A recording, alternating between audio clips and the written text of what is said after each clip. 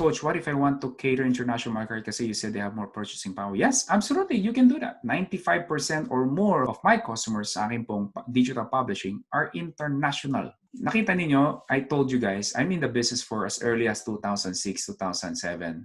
2008, yun na po yung talagang nakapag-quit na ako sa work, sa full-time job ko. 2008, 2020 na. Hindi nyo ba alam kung nasaan ako between those years? Kailan nyo lang naman ako nakita? Maybe 4 or 5 years nyo lang nalaman si Jon Orana.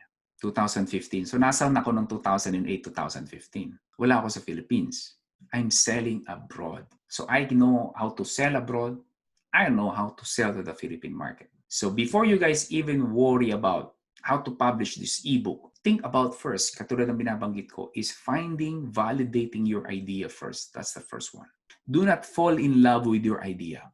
Common mistake, again, by many, in entrepreneurship, generally speaking, is they fall in love with their product. They fall in love with their ideas. They fall in love with their business. Kaya pagka kinwestiyon mo, may bumibili ba niyan, hindi nila matanggap.